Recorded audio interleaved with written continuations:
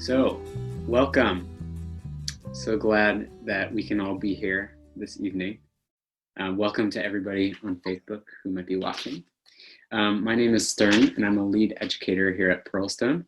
And I'm really excited to welcome everybody back to our Shavuot Sojourn. This is day 1, 2, 3, 4 of the Sojourn. We're into it. We're on our way up to the peak of the mountain.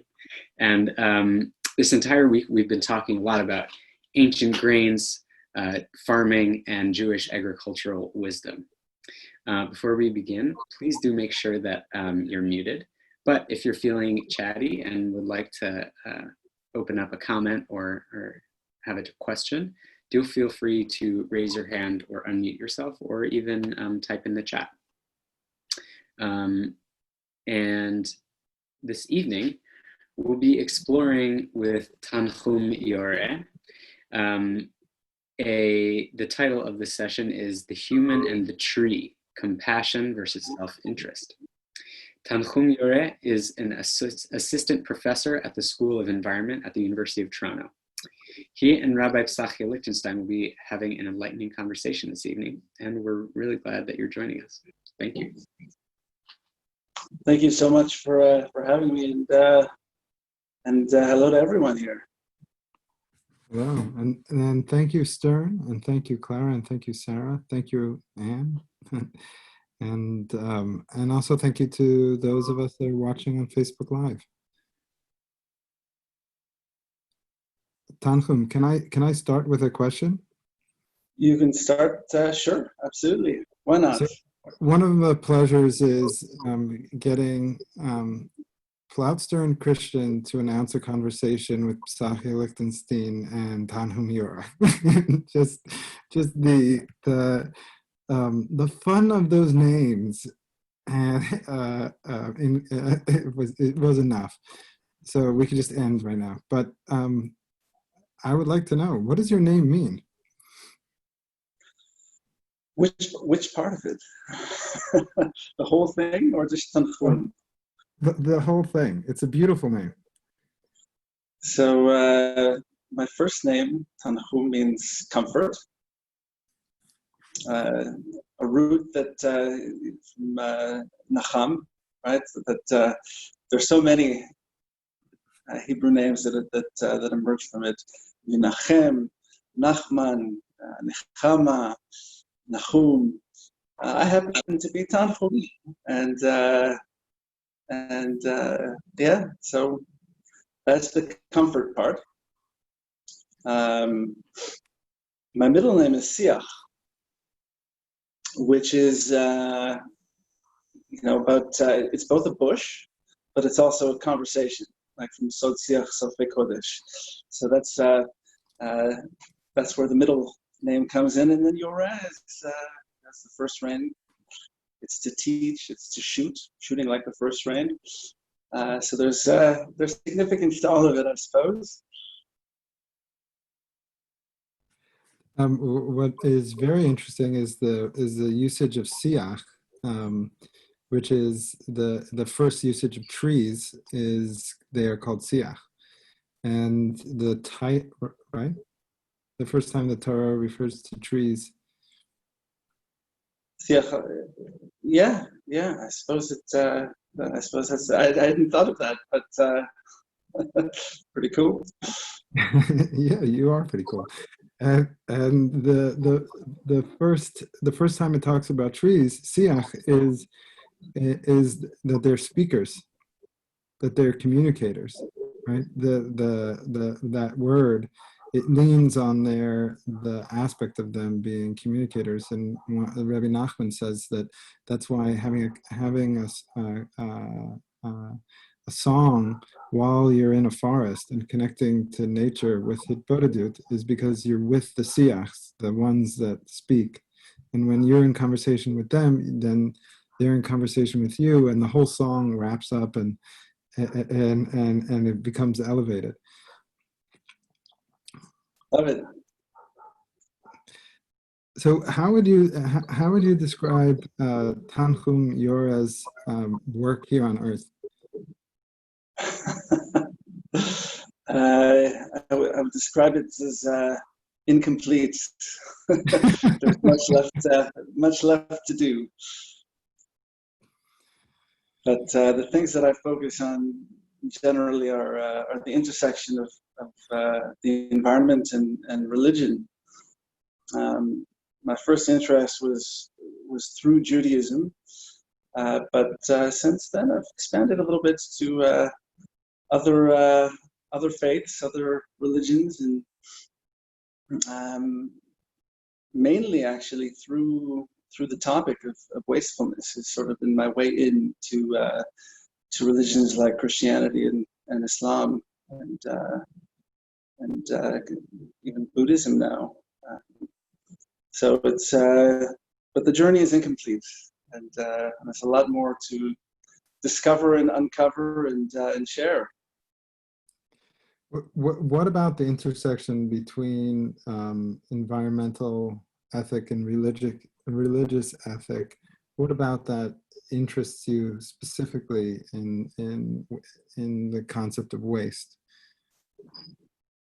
What's so interesting about that intersection? Well,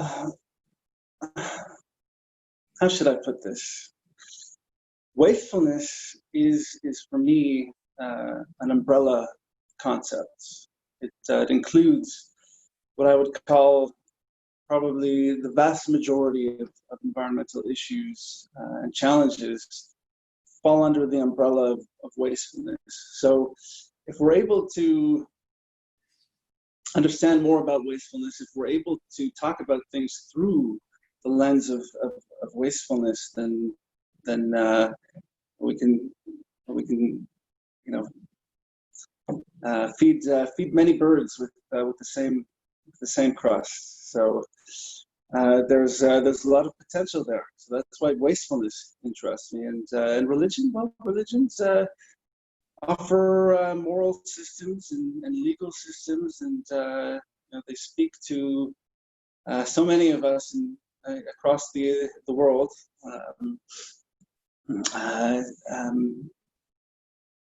The folks at the Yale Forum for Study of Religion and Ecology use stats like 85% or so of the world is affiliated with one faith or another, at least nominally. I'm a little bit dubious of that number, but in Toronto, people who and across Canada, people who self-identify as belonging to a faith group are 3/4 of us here. So I think that number might be higher in certain parts of the U.S., maybe lower in other parts, but faith speaks to people, and it's a way in, and it speaks to people's hearts and souls. So it's a powerful tool.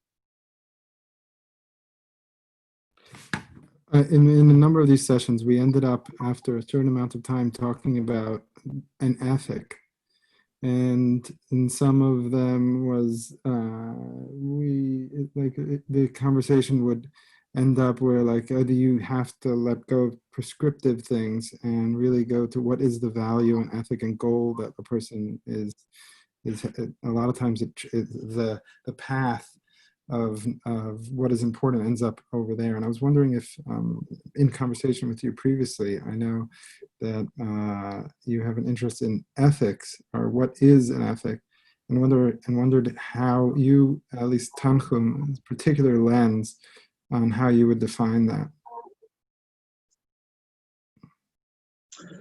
It's a tough one. I don't know if I've come up with a good definition for myself of what an ethic is, and I agree with you that it's defined differently for different people. I think it can be the combination of both something that's legal and something that's moral. It's the manifestation of how we want to be good people in this world. So to follow an ethic is to essentially to follow a path to goodness. but maybe that's a very particular definition. I'd be curious to hear what yours is, Safia. Okay, next question. All right. I would say it's I think you put it pretty well. I would also say that there's that level, and then there's something else underneath an ethic, and that is something of a for me is like an ethical drive, and that part is so sort of wedded to what my self-conception is, and parts of me that are hard to mine, like just too deep to go with like words, that there's this sort of ethical desire or drive underneath all of what gets labeled as an ethic. And I've noticed that I'm not saying that when I say me, I'm not saying like ethical. I'm saying ethic, like a what is right and what is wrong. And I've noticed that no matter what words I put to them, in the end, there's something inside me that feels what's right and wrong without words.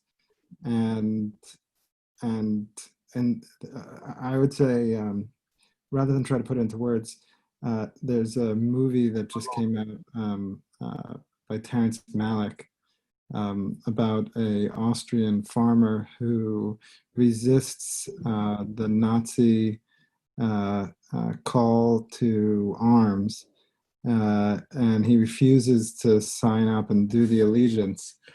And there's this beautiful moment where someone is telling him, why are you doing this? Like, no one will ever know why you're doing this. It's not like you're making a scene. It's not like you're going to be in the newspaper. It's not like anyone's ever going to know about your refusal to lift up your hand. And you're just damaging your family and your village and everyone you know, and you're going to be executed. So what's your... And he's like, I can't say I'm not saying that I'm right and you're wrong. And I'm not saying that you made your decision a long time ago and you don't know a way out. You can't find your way back. But there's something inside me that just won't let me do it. Like, I'm not saying I'm better. There's something inside me. And I think that sometimes when we use the word ethic, we're talking about like, here's my ethics, and like I can articulate it. And then sometimes we're talking about some other thing, like this deeper ethical drive.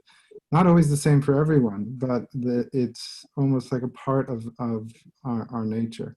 And so, of course, Stern said immoral. Yeah, okay. So thanks for giving me the right word for that. So that maybe it's something like that.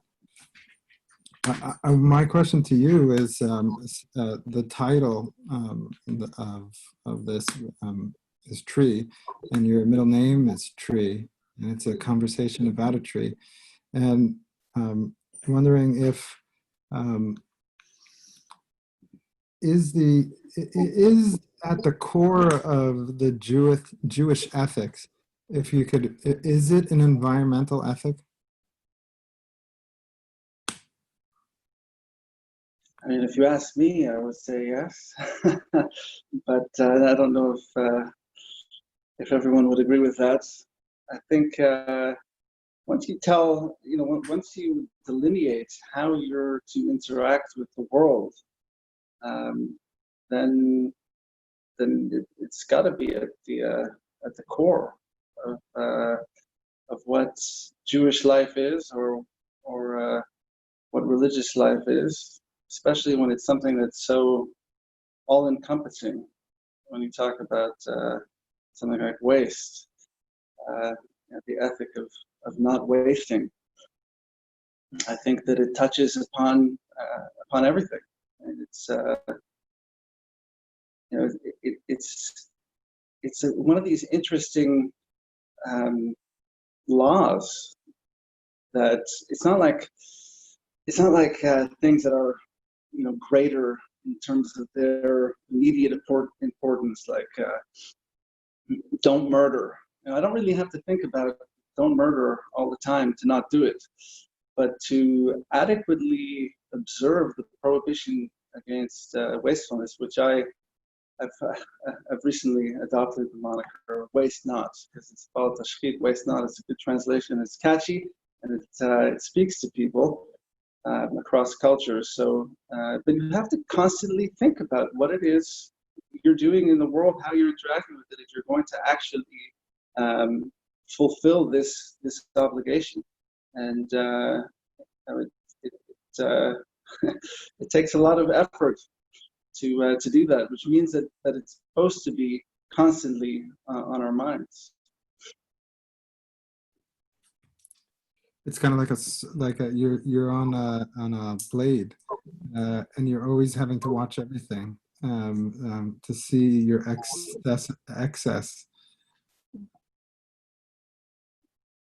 I didn't catch the first part, Safia. It's like you're always on a. Oh, it's like on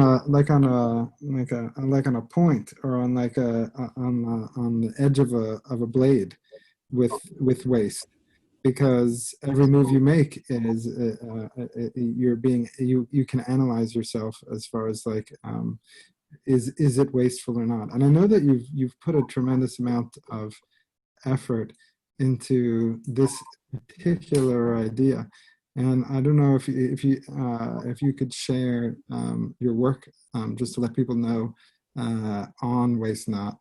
But also, could you spend a little time now and unpack some of those ideas? Yeah, should I? I mean, I'll flash my book just to show that it exists. It's out there.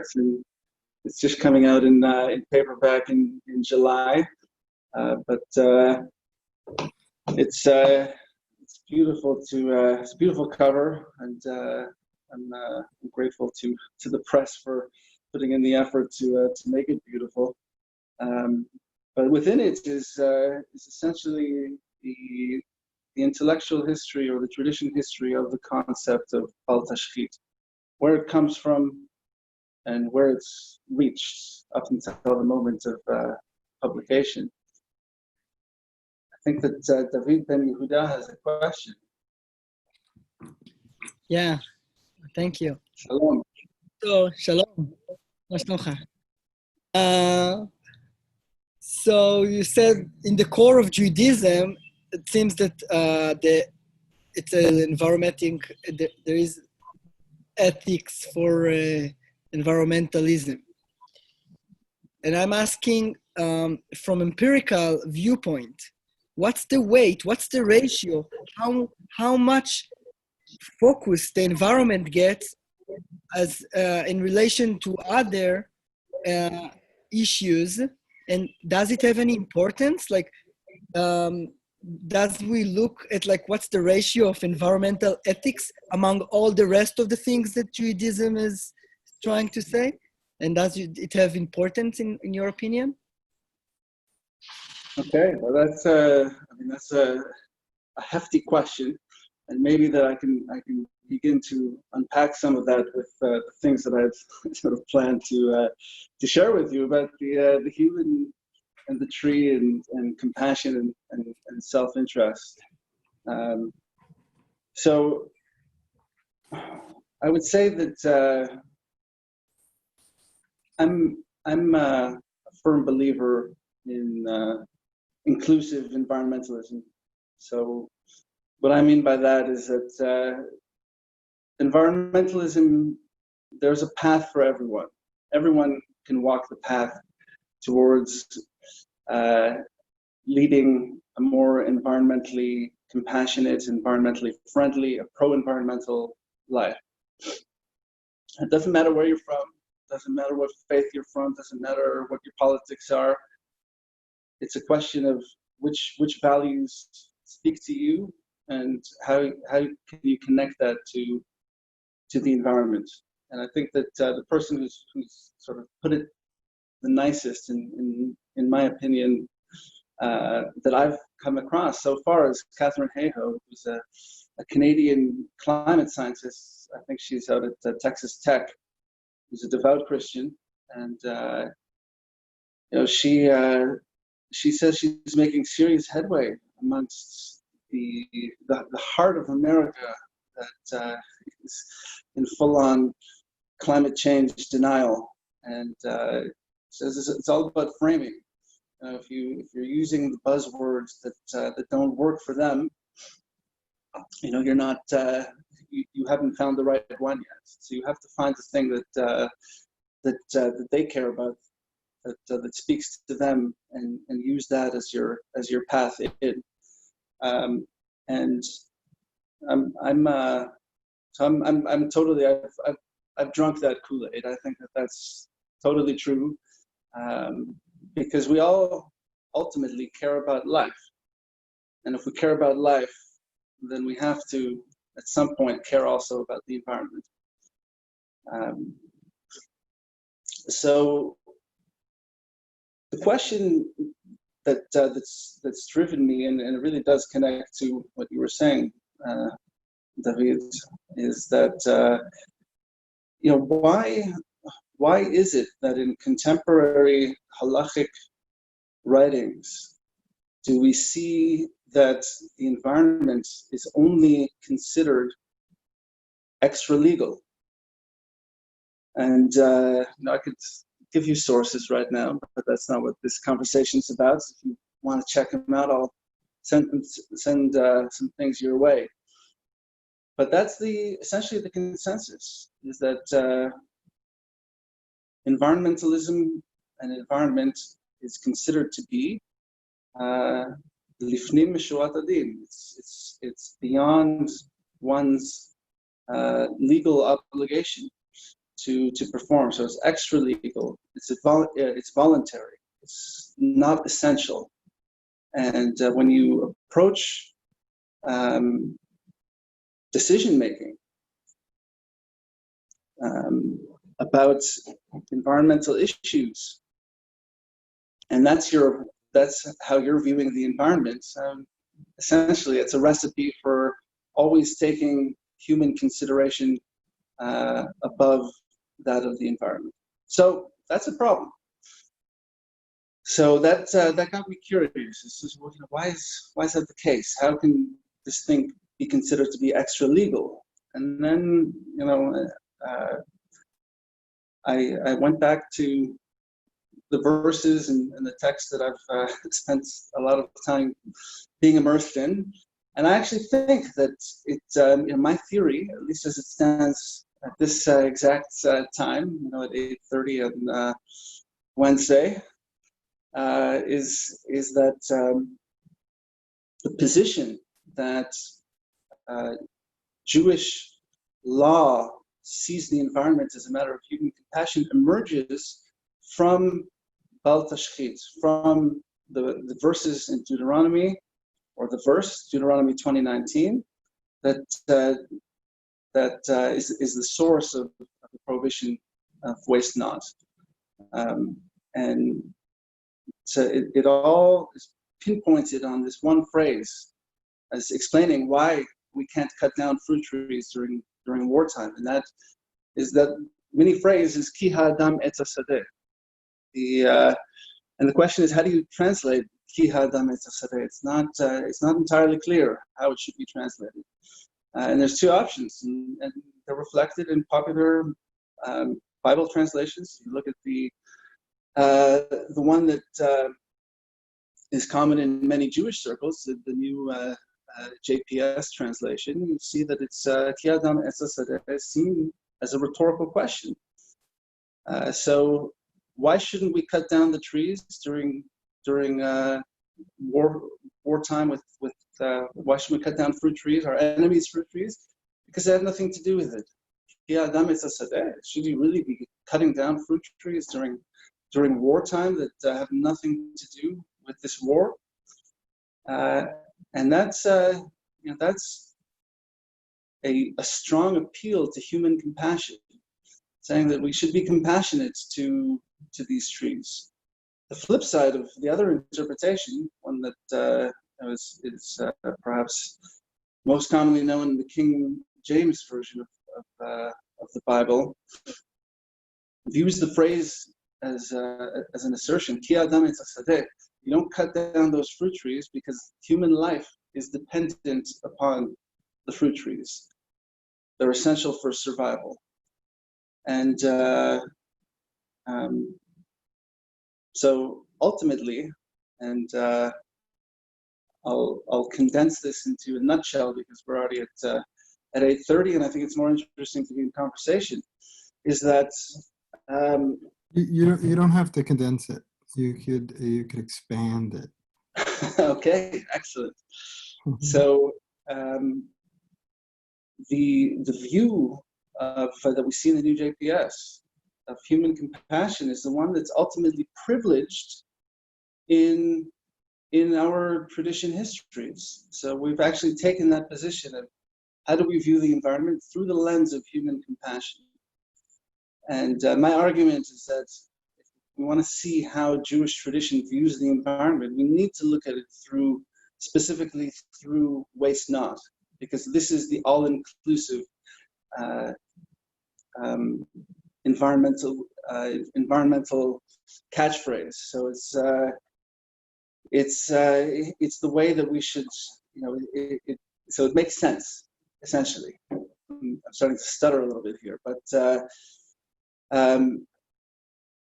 essentially, if we look at one of the most commonly cited texts when talking about Bal Tashchit is Sefer Chinuch, the book of education, I call it the book of moral education.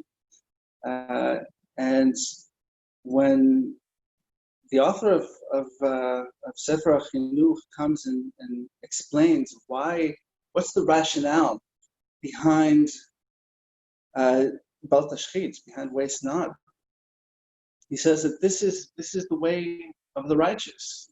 The righteous, the way they navigate the world is that they avoid wastefulness with their entire essence. And so they don't waste even a grain of mustard in this world. Essentially, that's a beautiful thing. Right? I think that I find that a very appealing text. But it also does something interesting.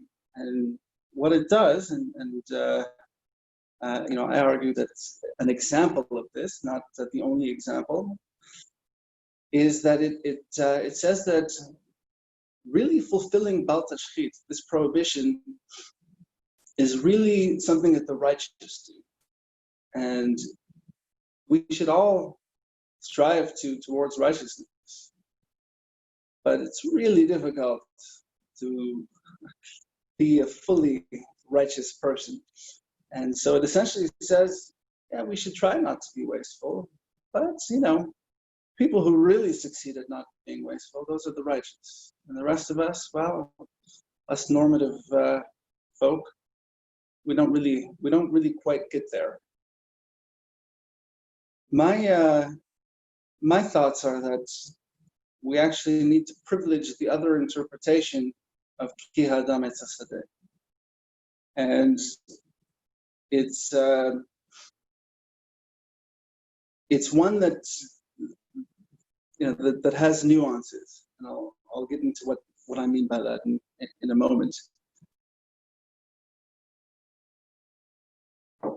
So the human is the tree of the field, meaning that human survival is dependent on the integrity of that tree. And I use that tree as sort of a catchphrase for environment.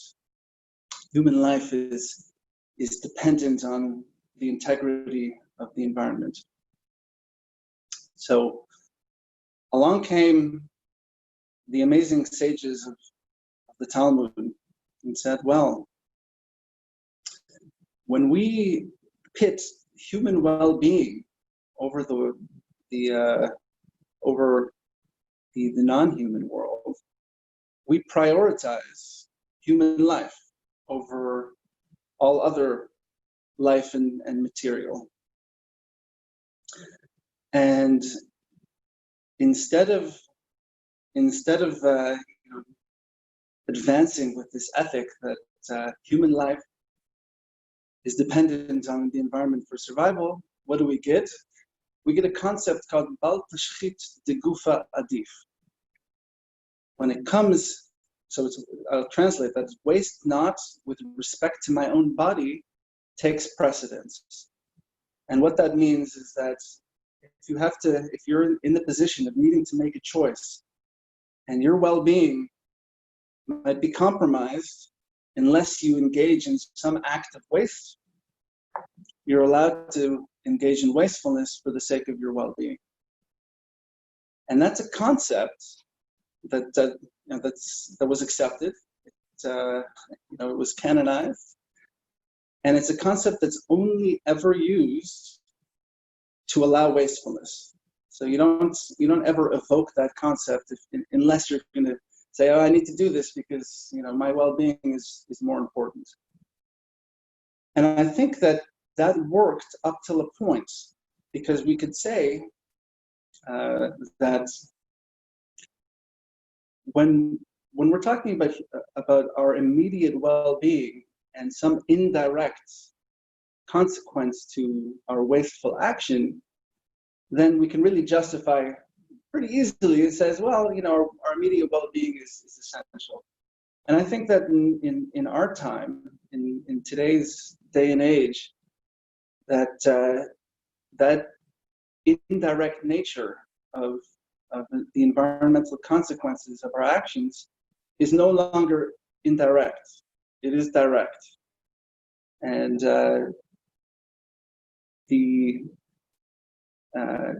and that opens a window for us to say, all right, we can now go back to our own tradition, privilege this other interpretation of Ki Adam Etz HaSadeh, and have a situation where engaging in any act of wastefulness is now considered to have a direct impact on other humans, making it, from a halachic perspective that privileges life, something that has a lot more weight than human compassion or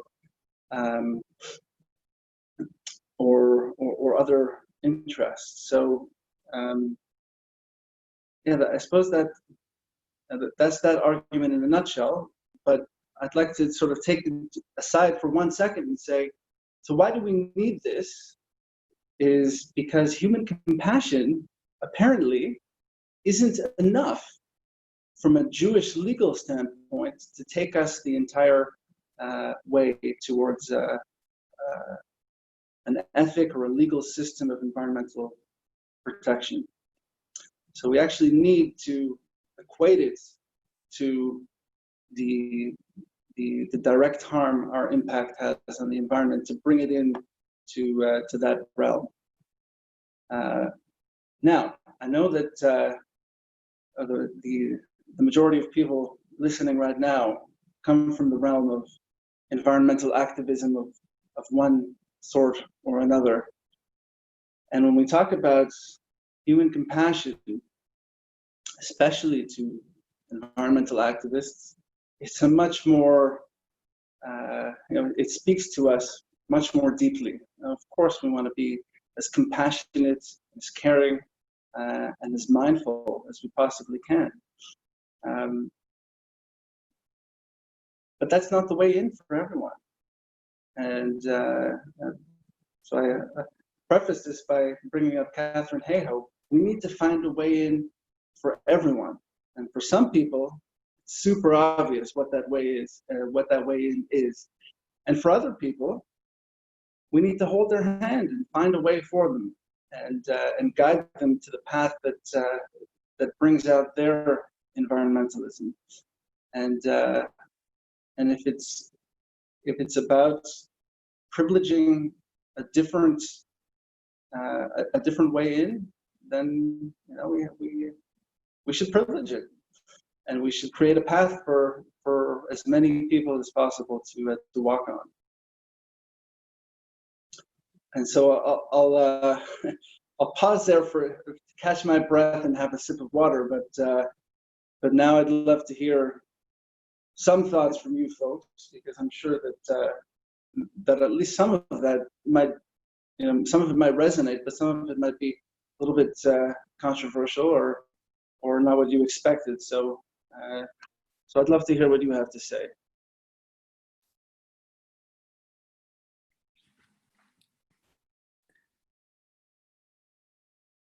Well, since I have things to say, but people should definitely do go like this if something comes up. The question of not relying on human compassion, right? One thing I thought would be good to define is what are the mechanics of the way halakhah works in Jewish culture, where it would be important, because I think that there might be a law, or maybe I could put it this way. I think that halakhah is very interesting. I think that why even deal with it or even talk about it? There's no halakhic police officers running around. There's no halakhic state. It's just this concept that Jews will, by social compulsion alone, somehow obligate themselves by a binding of community to. Is this right? Yes, we all agree this is right? Okay, so now we're all going to do it, right? And that is actually phenomenal. I don't know what to call it, phenomenal phenomena, because it really is, it's an amazing thing that somebody will actually do that, will actually live their life in accordance with something that no one is forcing them to do, that well, it's social compulsion, but more than that, not. And the idea that you need to find a way in halakhah, I think understanding that about halakhah is important. Do you know what I mean? Like, because who cares? But actually halakhah is interesting. So if you can find a way in with halakhah, then it can respond. But it just doesn't. It seems to have, like you said earlier, that at least your belief, it's my belief too, that Judaism is at its core an environmental ethic. Then halakhah's inability to reflect that is actually a failure. Like if whatever system it can hold up and can convince and cajole people to do, if it's not living according to that ethic, which is at its core, then it's failing, and there's a failure in that system. But it's still so interesting that anyone would do it at all, to me.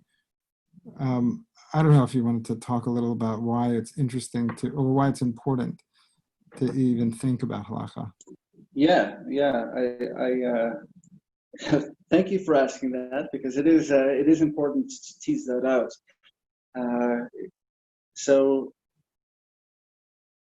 I would say the vast majority of Jews in my circles are connected more to Jewish values than Jewish law.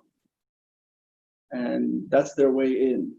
And whatever those values are, however they see them, whether it's community or cream cheese and lox or environment, they gravitate towards the values, and the law is kind of like, if it works, great, and if not, then not the biggest deal, because it's not at the core of what they're concerned with. But for traditionalists and those who do stand and practice their version of their understanding of Jewish law, it's really important to have some sort of path for them to access environmentalism as well. And if the path that so far that exists is virtually non-existent or not developed, then it has to be, teased out. I think it's Chaim Soloveitchik who wrote some sort of well, I can't remember from what the name of the article is. Something like from rapture or something like that. Something to rapture or writings to rapture. I don't remember the exact title. You'll have to look it up. Rapture Chaim Soloveitchik. He writes about how the status of Jewish law has sort of gone within certain circles of orthodoxy from something that you wanted to know how to do something. You'd look to your parents, and they would tell you, this is how you do it. And saying that post-Holocaust, that sort of family and community continuity of how to understand how the law halakhah operates was lost. So people would go to the texts, and so there became this greater reliance on text, which made people more. This is what he argues. I don't see any reason not to accept it because it's compelling. Is that we've become much more halachically stringent by being text-based people instead of people who get tradition across generations and through community.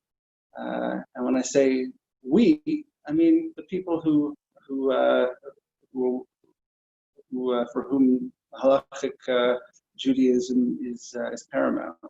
So to tease out what halakhah says about environment becomes essential, because if for no other reason, this is the fastest growing Jewish demographic in the world, and so having a way in for people who follow and practice halakhah is essential.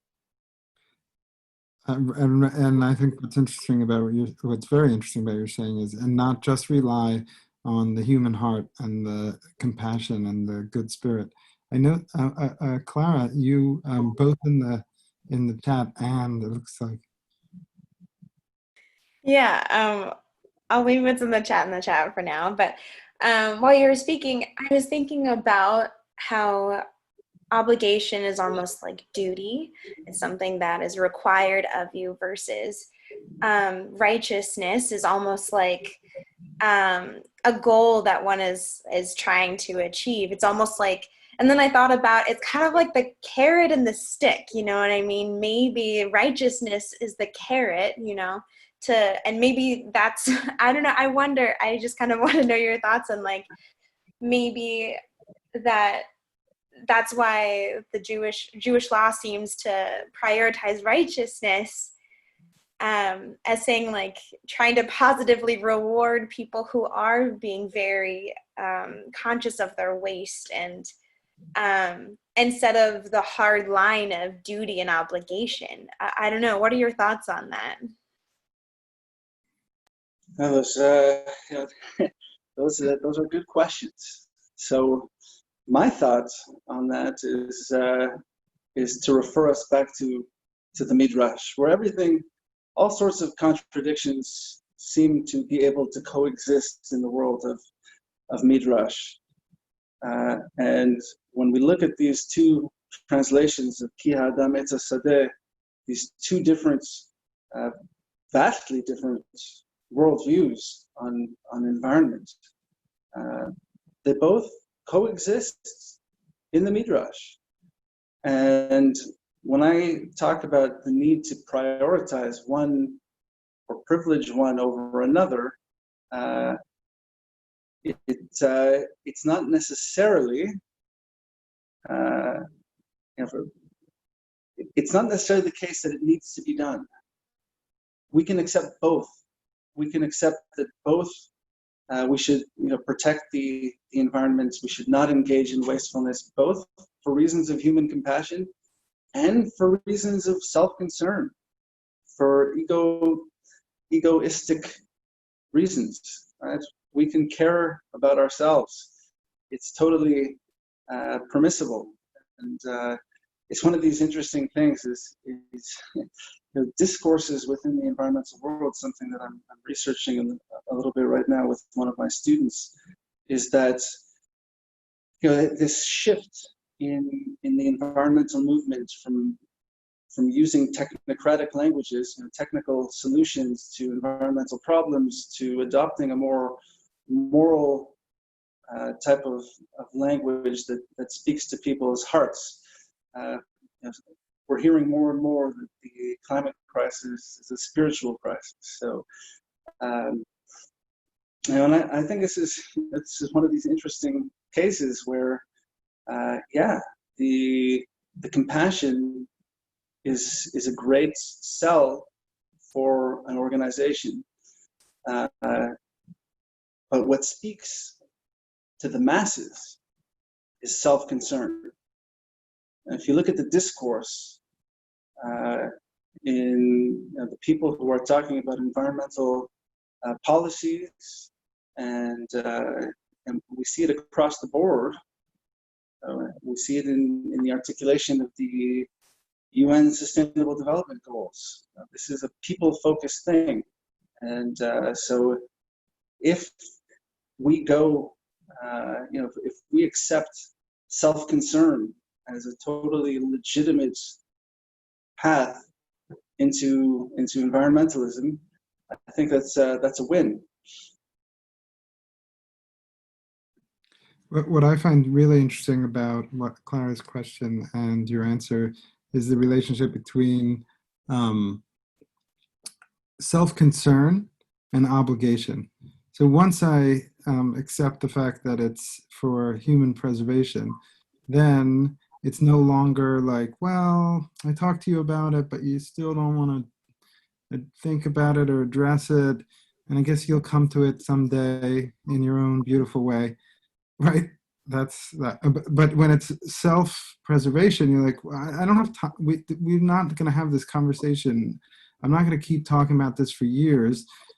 Species are going. There's not like you can just turn and shift in 1 second and everything will be okay. Like it's not really. We're not really at the time where we're really just going to rely on everybody coming to a new spiritual awakening. And I think halakhah comes to that too. Like the speed at which people that observe halakhah can change their behavior is phenomenal, right? So you see in communities where nobody, like I saw an example in COVID, that nobody's doing anything. And then all of a sudden the rabbis say, you have to observe COVID. And then you see, whoosh, whoosh, everyone has masks, everyone's doing it. The entire thing in like one day completely changes because there's obligation there. Not because it's like, oh, if you're a nice person, you care about other people, just you're obligated. So now you do it, and everyone does it. The move from environmental concern, and it doesn't have to be like really about a crisis, like, oh, everything's going to go away, and it doesn't have to be doom and gloom. It just be like, even without climate change, environmental is at the core of the ethic, and it's an obligation, is something that we may have reached just in like understanding. Yeah, I'm a big believer in charismatic leaders, saying how it should be, and hoping that the masses follow. I think that's a real possibility. When I was doing research years ago in ultra-Orthodox communities in Israel and in Canada, and asking them, I was researching motivations for recycling in communities that didn't have facilities, especially in Israel. And one of the questions that I asked them, well, what would motivate you? And I asked them to self-define. What's going to bring you to the table? And then I gave them options, and then obviously left their own open-ended option for them as well. But the vast majority of people listed some sort of rabbinical authority as their core motivating factor that would bring them to recycling.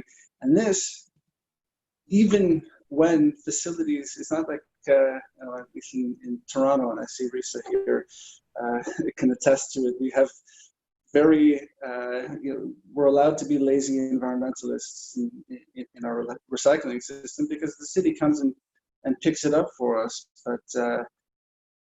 But in these neighborhoods, there were not even any facilities. So they would have to literally walk their recycling to a different neighborhood where the facilities existed in order to meet this obligation. And they said that people at least self-expressed, and behavior patterns might have painted a different picture ultimately, but they self-expressed that they would be willing to recycle if it came from the top down.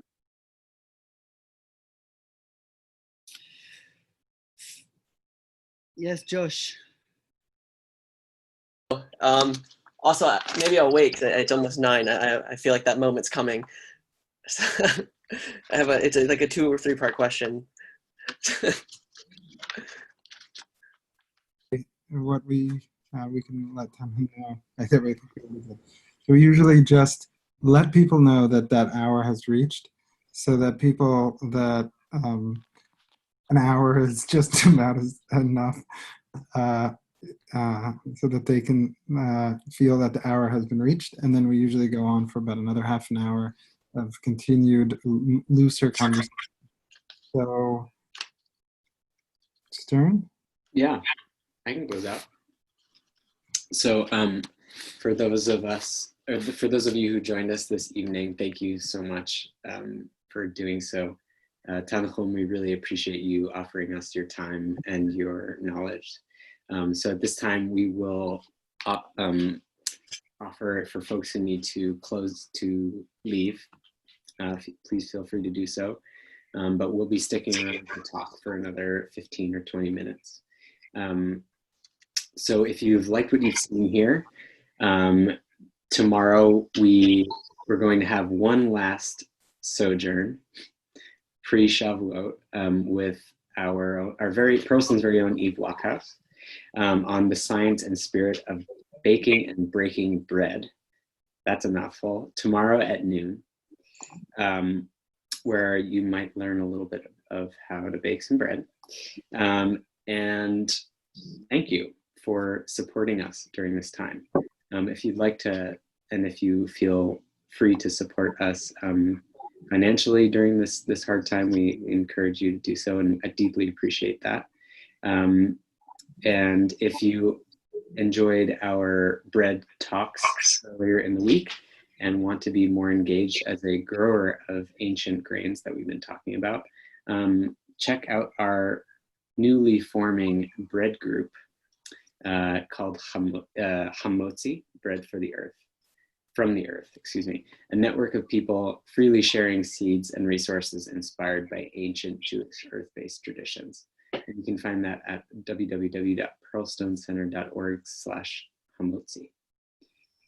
Thank you again, Tanhum, and everybody. We'll continue our conversation.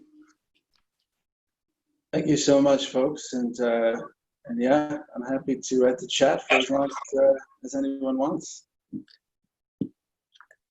So I'll you were something? Please, Yeah. go for it. Okay. So first off, thank you so much for this conversation. This is a topic that I think a lot about, and I never really get an answer for. One of my communities, I'd say one of my many Jewish communities, but a prominent one is the Orthodox community for me. And it always a struggle for me as someone who is concerned in bringing environmental ethic and realizing that really the driver is halakhah. So I really appreciate this conversation and where this goes. So I just, the first question I had was something you said about that we've shifted from indirect to direct effects of the environment. And I was hoping you could clarify that a little bit more, say more about that. Because I would agree that if it were direct, that would certainly really make the obligation more pressing, and at least there would be a stronger case to be made. So I wanted to see if you could speak more about that.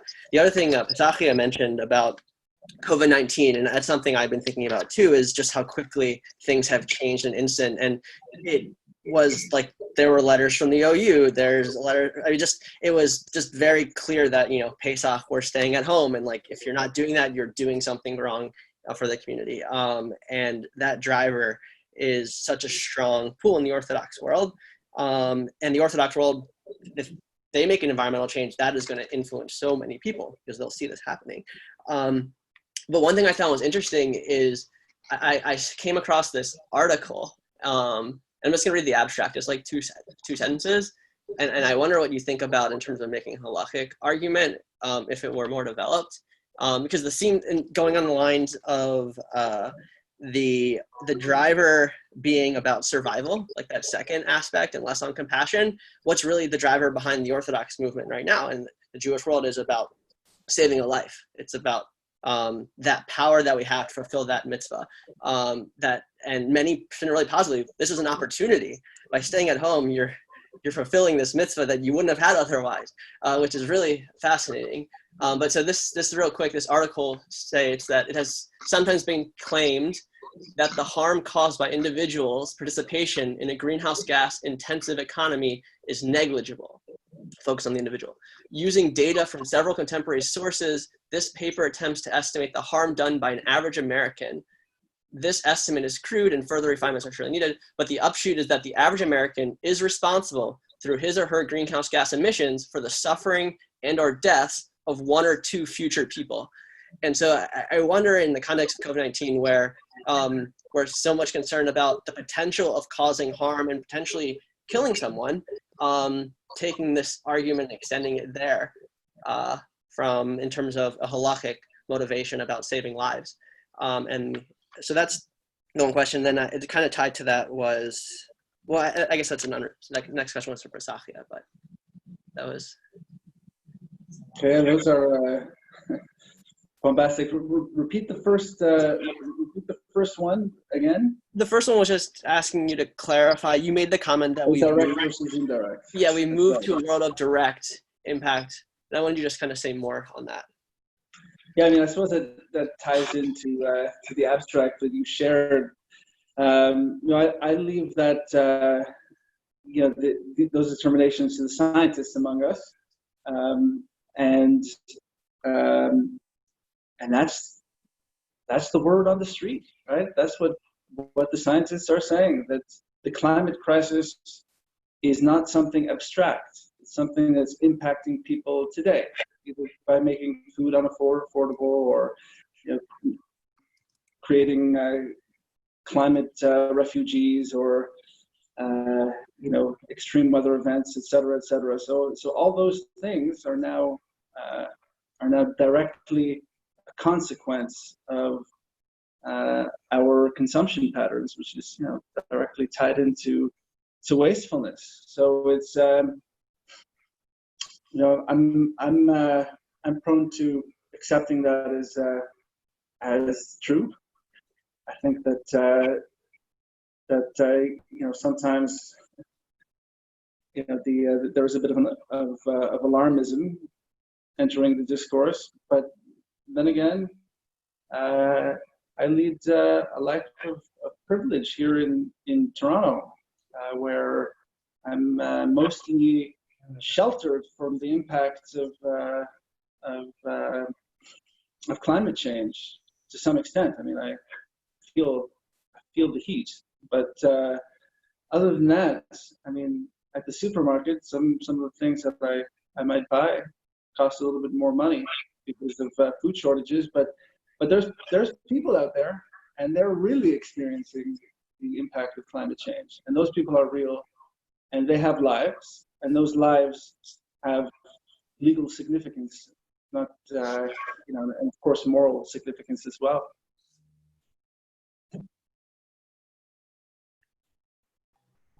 So were you gonna say something? Were you gonna follow that up, Josh? I saw you were about to say something. Well, so. I guess I agree with that. The part that I struggle with is there's direct effects that there's effects from climate change that we're experiencing generally, you know, like flooding, like in flooding increases and affects, you know, thousands, millions of people. and different weather changes and food prices, all that. I guess I'm not sure if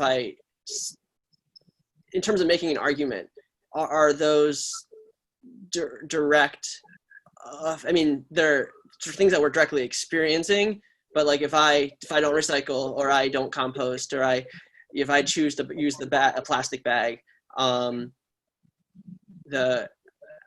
mean, and maybe the article is kind of, I'm not really saying my question exactly right, but I appreciate. No, I think I see what you're saying, is that it seems like there's a challenge to take the step and say, well, if I had acted differently, I wouldn't be responsible for X amount of climate change, which may be impacting some person who is, directly, but it's still indirect to my, It's like, how many degrees away is it from me? Yeah. And it's like, I know that collectively, I mean, and really the article that I sent is really making the case the other direction. But I think the general consensus, but it seems to be that the feeling is that I'm at least, if I were to quantify it, I'm like at least 2 or 3 steps away, like from actually causing this at a minimum. So my choice to one decision away. Yeah. So I don't know. I mean, I think your answer is definitely is a good answer. I'm just trying to kind of get something that's like, how can you convince the masses? How can you really make that? Because how can you hammer that point home? Well, there's actually a beautiful Torah of the Meshaloach, and it relates actually to Shavuot, and it says that after the giving of the Torah, it goes into Parshat HaMishpatim. It's the Mishpatim, those laws, and the Meshach describes how Hashem, the Creator, obligates first with the 10 Commandments. These are things you do. But then all of a sudden, there's these obligations that are talking about things I own and animals that I'm taking care of, and my stuff damaging another person. I'm responsible for that. And the Meshach describes it that when they heard that, they were like, what kind of law is this? You're obligating me on things that my stuff does? Like, I can't be, now we kind of get it. Yeah, you are responsible for what your stuff does, right? But he described it as this emotional reaction, like, no, we're not doing this. Like, this is, like, how am I supposed to be responsible for my stuff? Like, this indirect action. And then he kind of like slowly explained Mishpatim to try to like, yeah, you are responsible for your stuff. Indirect action is not indirect action. You're doing all these things. You're moving through the world. You have to look at what you're doing. And I think it does relate to what you're saying, which is like, if previously I didn't understand that my stuff did things, like I just was, listen, I'm myself, like things my stuff does, I can't be responsible for. And then I realize, and I can be taught, yeah, actually, I see it. I can also learn this too. And I can also, make that boundary, that membrane between like, what's direct and indirect, move that a bit. Just like what I feel obligated and moves too. I mean, in my life, I've moved those boundaries a lot in my life, where I'm not responsible for this. What can you possibly ask of me? To like then all of a sudden make a commitment. Well, I just have to stop doing this. This is like, I can't live with what I'm doing. So I have to. Now I've moved that boundary. The question I don't want to sound like it's like an attack, because it's not. I think that the people that are legislating what is right and what is wrong, especially people that are interested in halakhah, I think it's done completely for the vast majority of them out of a very sincere desire to guide and to articulate moral obligations. And I think I just want the statement not to sound like too harsh. But the failure of halakhah to respond to that is like maybe this is for Tanhum or for anyone, but Tanhum, what is the mechanisms of halakhah that it can't, that it seems to be nimble on its feet for a lot of stuff. Like it's not like it can't move. It's not like it's not like it's not sometimes quite like a ballerina. But what is it about this? And I think what you're saying is part of it is relying on human compassion, which is it's sounds a little cold, but I'm going to stop. But So I can give the yogic perspective. So the opposite of human compassion can be seen as fear. And it seems to me that halakhic people, as well as so many other people among the world, in the world right now, what actually they are interested in, it's their own survivorship. So the halakhah, more than everything, it seems that it just deals with survivorship. Like you see the fear that comes from the leaders and from the people about how we sustaining ourselves right now. It's what can be seen as the ego. How we are like something that tells you are separated than everything else, and you have to take care of yourself because you are in a threat of a death, which can be your body death, and it can be also identity death. And what's here is the fear of identity death. And why we can see it in many other groups or in many other religious groups. We can see it in like halakhic people are not the only climate change denier in this world. Everyone that is, it's not climate change, it's climate challenge.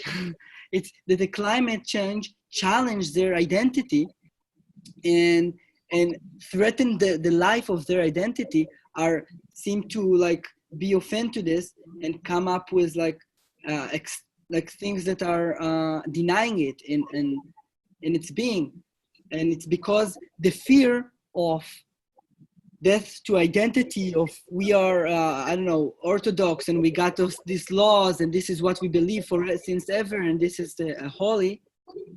It's more important than the death of actually the body, which will starve from climate change or will die from the wars that will be occurred because of climate change. And so the thing that if we want to encourage compassion, we need to encourage like people come up with their fears, like as a community, halakhic community, you're safe. There is nothing in climate change that will kill your identity. But the truth is that there might be things that contradicting right now the way which you live and the way what you said it's holy. For example, if modern halakhi will say that no animals is like all animals is forbidden right now because of the industry, it's like it going to against halakhic world. I don't say that this is the right, but or like you know what I'm saying? So it's like plastic right now is used to keep things kosher because it's more important for you that your community and your identity will stay alive than within actually the natural world around you. And this is, I think, the question that for me it's almost like something very big has to happen to release these people from the fear of death to their identity. And it's all in all of us, like the way that we each of us, like capitalist people are also climate change challenge them, and you can see like Republican people climate change challenge them, and everyone the climate change challenge you from different perspective, because it also tells you that everything is connected and all of these things. And you know, this is how I agree actually with what you say, Psach. It also seems like from, I'm going to be, I guess Tanhum should open wide because I'm going to stick some words in his mouth. but it seems that actually, from some perspective, Tanhum, you were saying that you need to embrace that aspect as well, right? Like self-preservation. Yeah, like, is that true? Would you accept those words I'm putting in your mouth? I mean, so in the field of social psychology, we see that there's three motivators for pro-environmental behavior. One is altruism, social altruism. Two is biospheric altruism. And three is egoism, right? It's self-concern. And so the challenge with self-concern is that it's a double-edged sword.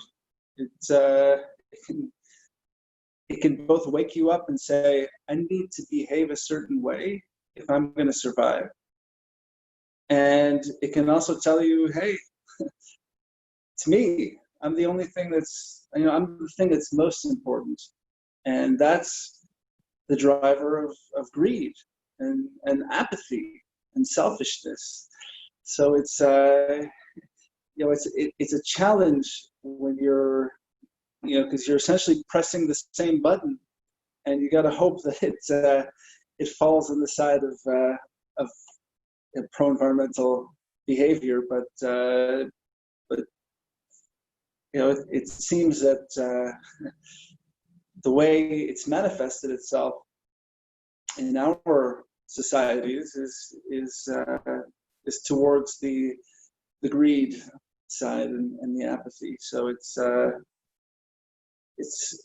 it's challenging to say that that's the way in, but because it's more compelling, because people care about themselves more than anything else, for the most part, I think it's the button that needs to be pushed.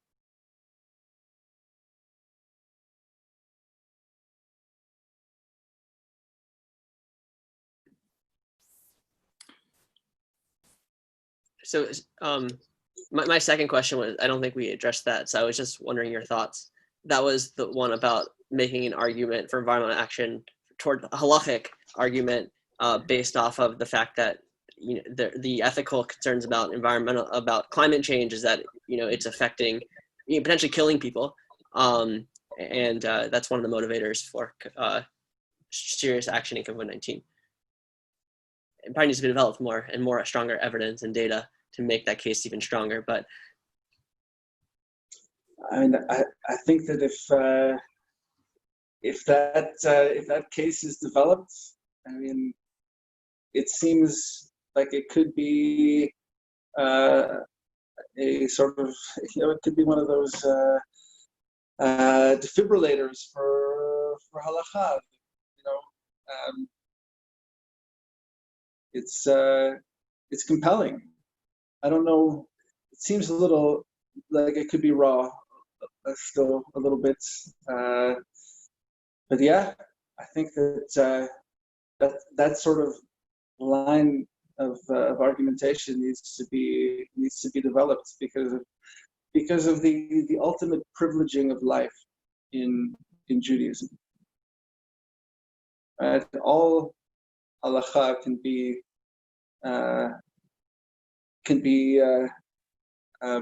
put on hold or forgone for the sake of life, except for idolatry, murder, and sexual immorality. So it's if all of halakhah can be put on hold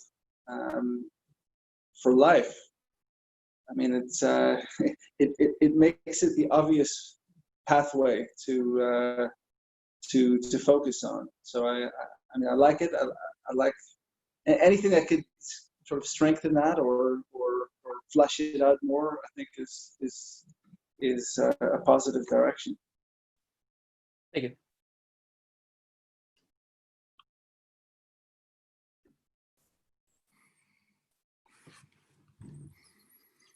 So Tanhum, trees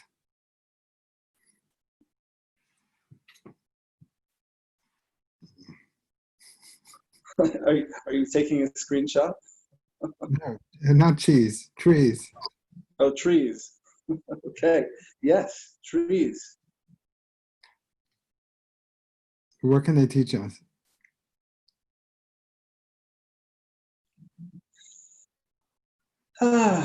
What can they teach us?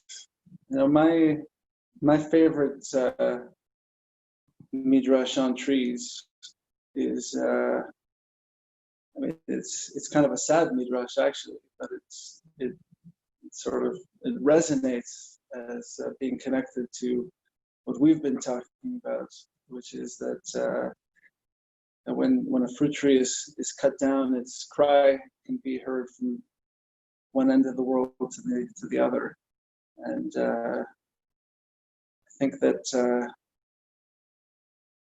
that teaching gives, you know, it anthropomorphizes trees to the extent that it really, you know, stresses the literal meaning of ki ha'adam etz hasadeh, and yeah, that's one teaching from trees that that stuck with me. But there's many. What about you, Zachia? What have you learned from trees? I learned to be slow and to think in multi-generational ways. I learned that if I get cut early on, I grow up with that wound. I learned that the shape of me becomes more beautiful because of that wound. I learned that what does it say? That the creator makes a twisted tree, nobody can straighten it. And that might be but maybe the deepest teaching, sort of that a lot of times when I look at something and I say it's a problem, like a twisted tree, I say, see, it's not a straight tree, so there's a problem there. All I have to do is watch it long enough to realize that it's a straightest tree ever. It's exactly the way it's supposed to be. And I needed to, all I had to do is let go of looking at it as a problem, and I would see how beautiful it was. It's like what the Kutzker said about a ladder, that he's known for saying that there's nothing so whole as a cracked heart or a broken heart. But he continues, but they don't quote that part. You should just quote, "There's nothing so whole as a broken heart." But the next part he says is, "And there's nothing so straight as a crooked ladder." So I think that part of the wisdom, and I'm going to translate your name, which is comforting, talking tree, like rain on the grass. Part of that is, so it's not a straight tree. So it's not like I'm going to appeal to your deepest goodness. I'm just going to appeal. So I need to get back on that ladder. It's going to be like a little bit. I'm going to twist that ladder a bit, and I'm going to appeal to some this basic self-preservation. I think that is in some ways like the straightest ladder and the straightest tree, because it accommodates for what is, instead of trying to pretend that a human being is completely motivated by selfless. I'm not. So whenever I hear masses, I'm like, that's me. And whenever I hear like self-motivated, and I'm like, yeah, I don't think like, where are those self-motivated people that we're talking about? Like, I always, it feels like it's me. So I appreciate just being able to look at a human being and say that, yeah, there's multiple motivations there, and we can appeal to like the full gamut of a human being, and it doesn't have to be like my highest self, because I'm not always that. So thank you, Tanhum. Thank you very much. Just want to give a reference from Baal Tashchit of the idea that I try to say and see if it make it more clearer. So, yeah, there is all the parts of trees in Baal Tashchit, which we mentioned, and the wisdom from the trees, and the trees is the Adam Etz Hasadeh, and there is all the part that talks about war. So whenever you need to deal with the issue of not laying waste, there's going to be a war somewhere there. There's going to be something there that tells you, no, there is something more that you need to do, more important than this right now. Something that will try to distract you from realizing the truth of you are the tree of the Adam Etz Hasadeh. And that's, I think, something really beautiful that we can see from the way in which this, there's not just like, don't lay waste. This come to us in a little story, this principles or value or law. And it comes with a war. So you have in a way to transcend the war within and without in order to be able to fully achieve Baal Tashchit. I like it. But Tanhum, is there a way that people can reach you online? And what that you can you flash that book again?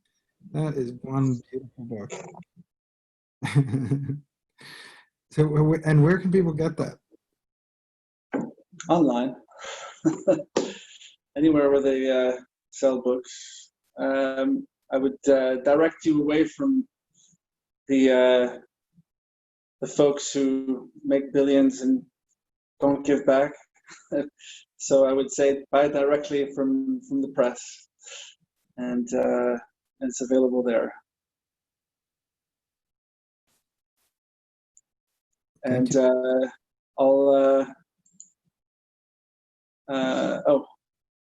I will flash it again as requested. It says in the middle of there, it says a Jewish environmental ethic, and that is a fig tree.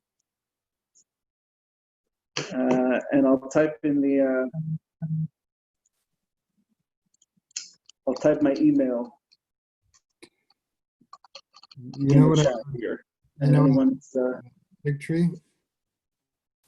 That a fig tree is compared to Torah, and one of the reasons is because each one of the fruits ripens at a different time. The other thing that it relates to Torah is that a fig, and this is true, a fig only grows on a new branch. Isn't that beautiful? So it's like an advertisement for Chidushay Torah, like a renewal of Torah. That it constantly needs to branch out and be renewed and bear fruit. I love it. There's always deeper layers of meaning to be found. So thank you all for helping bring them out. Yeah, the fig in the Midrash is the first material that we own. It's the first cloth. First waste, or although it was biodegradable, but